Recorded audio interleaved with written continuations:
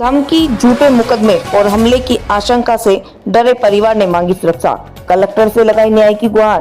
कोटा जिले के नानता थाना अंतर्गत गिरधरपुरा निवासी महेश सुमन ने आज जिला कलेक्टर को ज्ञापन सौंपकर धनराज और दिनेश नामक व्यक्तियों पर गंभीर आरोप लगाए हैं।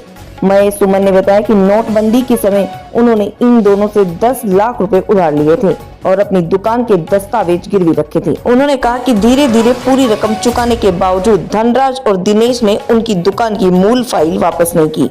महेश ने आरोप लगाया कि दोनों व्यक्ति उसे और उसके परिवार को लगातार झूठे मुकदमे में फंसा रहे हैं और नानता पुलिस थाने से मिली भगत कर कार्रवाई करवा रहे हैं। महेश की पत्नी ने बताया कि उसकी सास जो 70 वर्ष की है, उन्हें भी मानसिक रूप से प्रताड़ित किया जा रहा है, गालियां दी जा रही हैं और घर के बाहर धमकियां मिल रही हैं।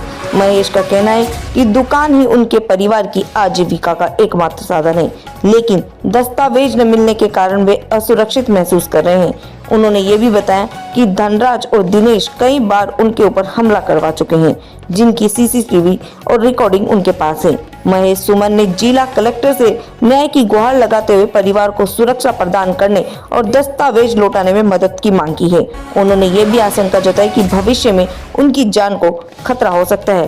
क्या अब महेश सुमन को न्याय मिलेगा? महेश सुमन कहाँ के रहने वाले? गिरधरपुरा के। आपके पिताजी का नाम बताइए।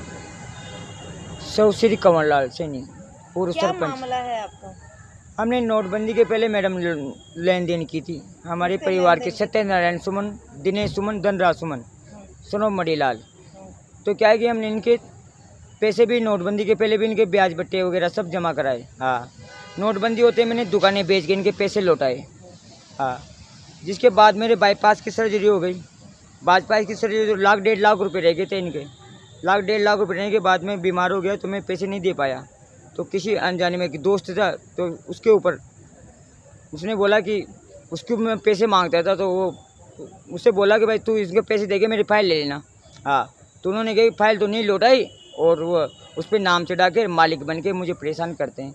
कौन कर रहा है? धनराज सुमन, जिससे आपने पैसे लिए थे? हाँ, धनराज सुमन मणिलाल, दिनेश सुमन मणिलाल, सत्यनारायण सुमन मणिलाल। आपके कितने पैसे दे रहे थे देना उसको? उसका लाख 1.5 लाख रुपए थे मैडम सिर्फ। और आपसे कितने पैसे ले चुका अभी तक? हमने 18-19 लाख रुपए दे चुका बैंक के जरिए, कागजों के जरिए, और यूँ नगद दिए जैसे तो वो तो मालूम ही। दिन घर पे आके मारपीट करते हैं, गालियाँ गलौज निकालते हैं। उसकी वाइफ गालियाँ निकाल के जाती है, बच्चों को मारने की धमकी देती है। हाँ, अभी कोर्ट में क्या चल रहा है? कोर्ट में केस चल रहा है हमारा, उनका ही चल रहा है। फिर भी वो नानते ताने वाले परेशान करते हैं। लेन देन का मामला था सर। क्या परेशान कर रहे हैं नानता खाने वाले? भाई इनके पैसे लौटा।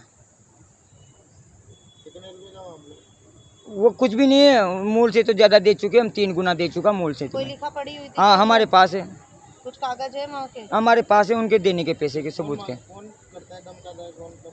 ये धनराज सुमन और उसकी पत्नी हमारे घर के सामने दिन में 10 बार निकलती है और इधर उधर घूमती रहती है और कहती है कि हम उसकी तरफ जाते नहीं, तो झूठा आरोप लगा देते हैं हमारे ऊपर। आज कलेक्टर साहब को क्या ज्ञापन देने आए हो? हम इसके बारे में रिपोर्ट देंगे, भाई हमें न्याय दिलाया जाए। आपका नाम बता दो। महेश सुमन, गिरधरपुरा। हमें जान से खतरा है और हमें कभी भी वो जान से मार सकते हैं। किस तरह से आपके साथ मारपीट हुई थी और कब हुई थी?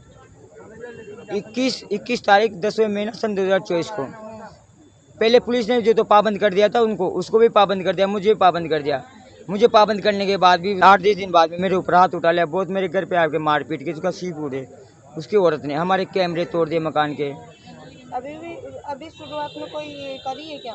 अभी 28 तारीख को मेरे देने के लिए पीछे पड़ा हुआ। मैं कोई वैसे मेरे खेत पे से आ रहा था तो वहाँ रास्ते में बैठा हुआ, तो वहाँ से मुझे गाली निकाल के मेरे पीछे पड़ा देने के लिए, और पब्लिक से कहता है कि तेरे हाथ पैर तोड़ दूंगा, यूँ कहता है। मेरे डर के भाव न बने, मेरे बच्चे स्कूल नहीं जाते हैं, 8-10 दिन से मेरे बच्चे स्कूल नहीं जा रहे हैं मैडम। हाँ, और हमारे पास कोई जरिया नहीं आत्महत्या करने के लिए। 30 तारीख के दिन बच्चे से गिर गई। आपके पति का नाम? महेश सुमन, उम्र बताओ। 40। हाँ, बताओ क्या समस्या आ रही है आपको? वो क्या है, मैं और कुछ धंधा तो है नहीं, दुकान है उसको खोलते हैं तो वो आए दिन गाली गलौज करता रहता है, वहाँ आगे से बोलता है रात की 10 बजे। धनराज सुमन। वो कौन, क्या लगता है? कुछ भी नहीं लगता है। क्यों करता है वो ऐसा? ये दे लेन के मामले में वहाँ बैठा रहता है, बहुत सारे 10-15 लड़के बैठे रहते हैं, वहाँ दांत खड़ी करते रहते हैं, चावजी बकते रहते हैं। हमारे और जगह नहीं है कि हमारा घर मिलता है कि इनको आगे बैठने के लिए। और लेडीज़ से भी जब भी दुकान खोलते हैं आसपास आके इकट्ठी हो जाती है।